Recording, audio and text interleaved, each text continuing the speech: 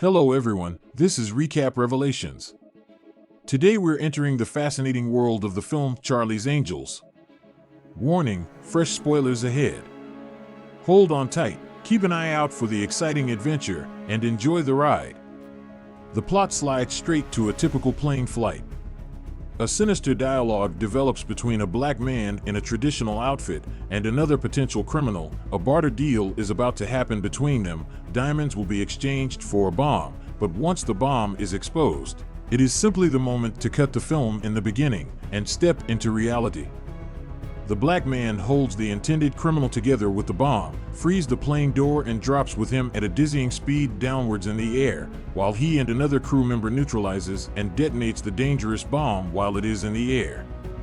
They open parachutes and drop straight along with him and his frustration directly into the luxurious motorboat.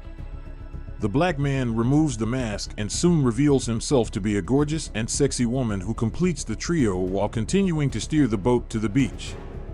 It's the real moment to get to know the angels. This are Natalie, Alex, and Dylan, three completely different women, but they have three things in common. They're beautiful, brilliant, and they work for Charlie. The mesmerizing Dylan awakens to a romantic morning with Chad's lifemate. As they indulge in the taste of Chad from yesterday, the phone rings and cuts the Chad's moment, and Dylan rushes to say goodbye and drive away quickly as he tries to figure out what happened.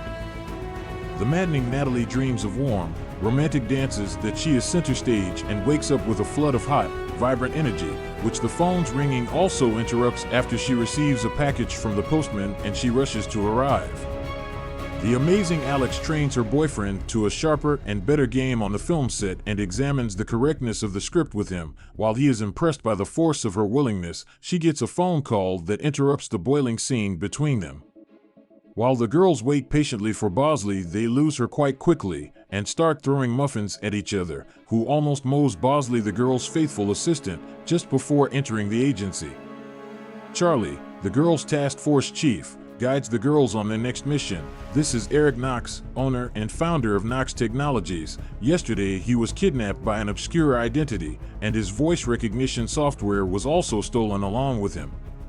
The door opens and they know Vivian Wood with a smile and realize that she was the one who hired them to find Eric Knox. Together, they discover Roger Corwin, owner of Red Star Systems, who wanted to buy Eric's company 6 months ago, but Eric refused to sell him, what makes them suspect him of the kidnapping.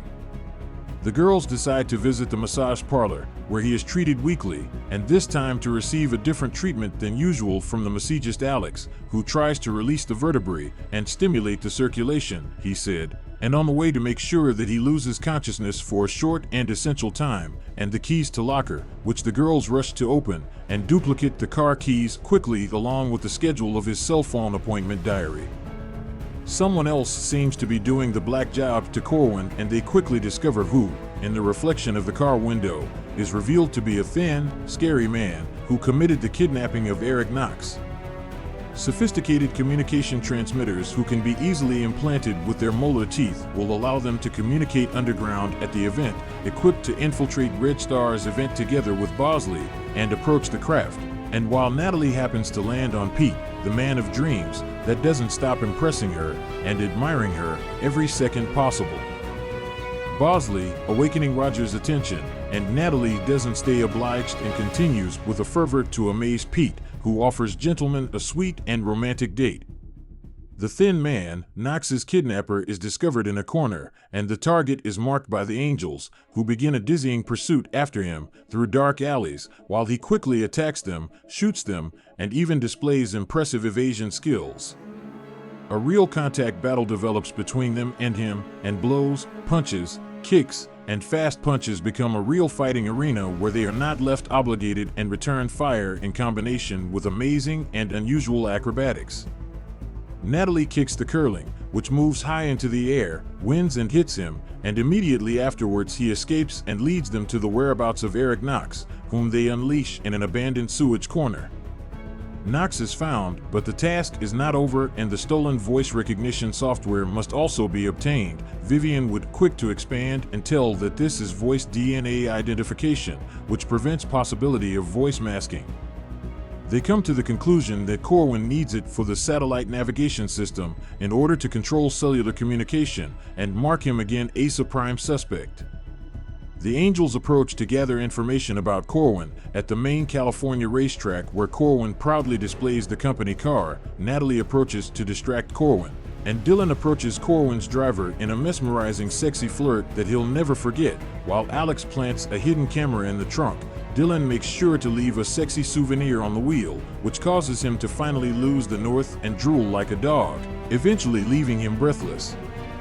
The thin man is revealed to be Roger's race chauffeur, and Natalie immediately recognizes the target and follows him. A dizzying race car chase between the two leads to a terrifying ego battle between them on the bridge, in which the skinny man's black car loses control and lands right into the sea. Security, on entering the central computer of a Red Star where the software is located, is extremely tight and includes fingerprint recognition and a parallel retinal scanner that is activated at the same time, and pressure sensors that will activate the alarm quickly in contact over 25 seconds. Quickly, the girls get what they want in a seductive dance show and manage to get a fingerprint on a bottle of beer, which they replicate, and in addition to performing extremely sexy as a traditional Scottish trio that came to the wrong address, they achieve the retinal scan with extreme ease, which is soon caught in the depths of the trombone. Alex arrives to revolutionize Red Star and sparks extraordinarily excessive attention, while all the men flock to her to a mesmerizing and boiling lesson, in which she manages to sweep everyone present in the room with the help of a seductive black latex outfit, whip, high heels, and a lot of charisma. She distracts them and allows Dylan and Natalie to hack the central computer without unnecessary attention. And immediately Natalie makes repeated somersaults in an acrobatic suit, simply manages to reach the central computer and plant a chip in it that will allow them full access to it. Vivian is not satisfied that she did not get access to the central computer, and the girls emphasize that it is immoral to allow access to the systems because that was not the task in the first place.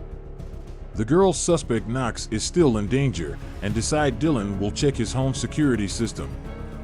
Dylan encounters a picture of Knox's father and of his friend who had previously killed him. They served together in military intelligence, and he betrayed him. A warm and loving romantic atmosphere in the air rises. Knox suddenly drops the Scrabble game, and they collect it together. Dylan gives Eric a special distress button that will serve him when needed and separate. Hello, but a sweet smile-shaped excuse to make a chicken with a captivating look leaves her to help Eric.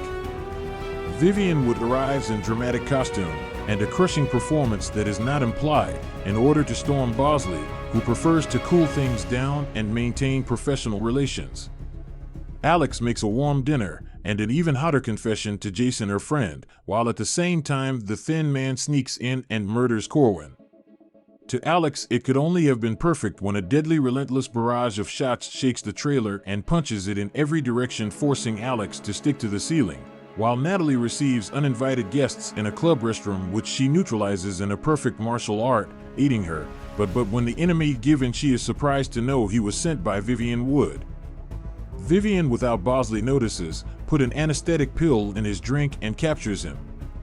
Word of Vivian spreads quickly between the girls, who think Eric should be warned. Dylan goes to check on him, and Vivian Wood surprises her. Dylan tries to signal the danger to Eric through the letters of the game, but it turns out that Eric betrayed her and works with Vivian together, whose goal from the outset was only access to Red Star's main computer alone, and Corwin was just a diversion. Eric explains that the real answer to the betrayal lies with Charlie and unhesitatingly shoots Dylan, who manages to pretend to be dead after eluding the bullet in an incredibly precise manner at the right moment and getting help at an awkward moment immediately after rolling down. The girls meet again near the agency. Dylan announces to them that the kidnapping was a trap and Eric was behind the whole story, and immediately after that the agency explodes in all directions. The girls are driven back by the force of the explosion, and then realize that Bosley has been kidnapped and Charlie is in danger. The girls realize that with the help of the software, he will gain control of the satellite navigation systems in order to locate Charlie.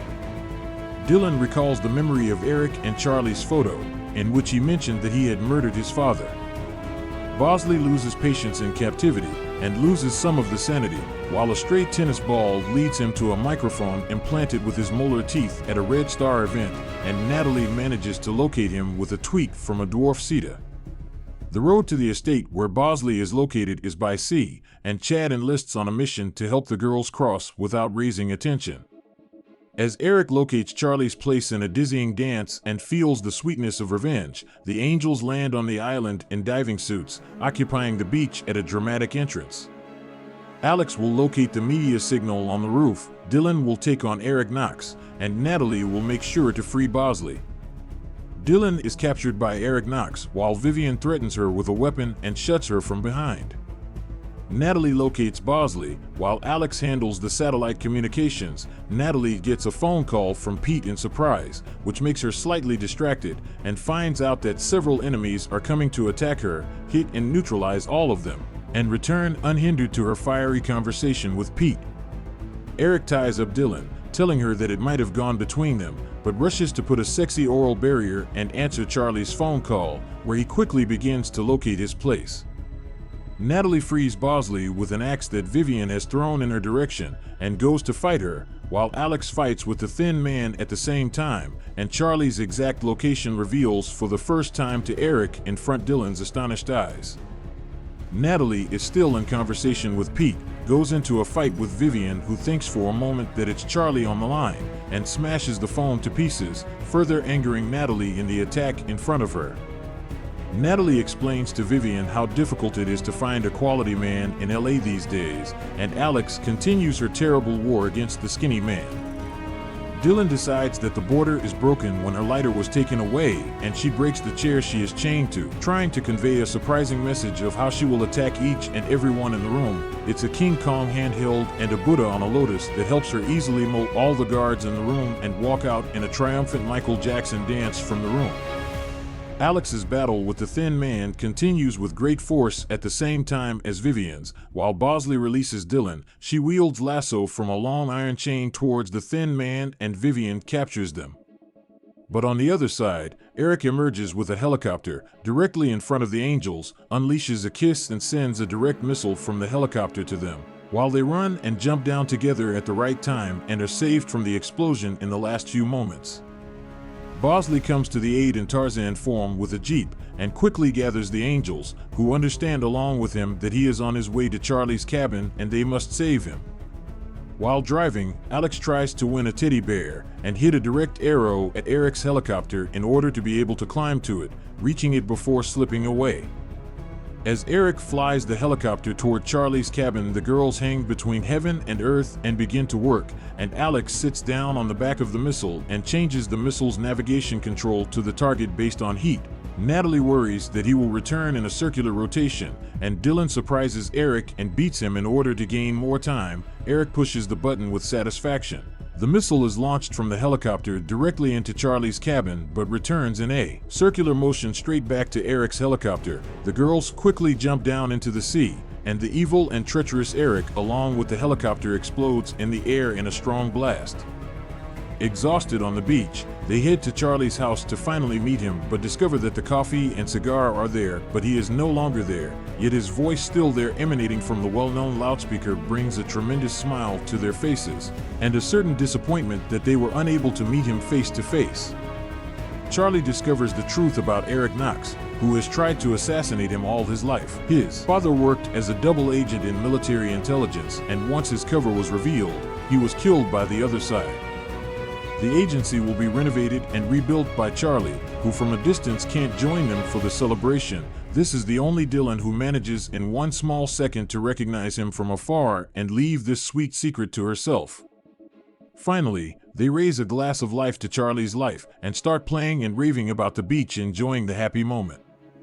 Charlie's Angels, 2000, is a rollicking throwback that seamlessly blends flashy action with a dash of campy charm. Cameron Diaz, Drew Barrymore, and Lucy Liu light up the screen with their infectious energy, transforming this film into a delightful joyride. While the storyline is straightforward, the movie excels in delivering stylish action sequences and an unforgettable soundtrack, creating an entertaining experience that doesn't take itself too seriously. It's the perfect choice for a nostalgic movie night, offering a glittering mix of glitz, glamour, and a generous serving of girl power. If you enjoyed this recap from Recap Revelations, be sure to subscribe for a continuous stream of similar videos. Your support means the world to us, so don't forget to leave a like and share your thoughts in the comments below. Thanks a million for tuning in.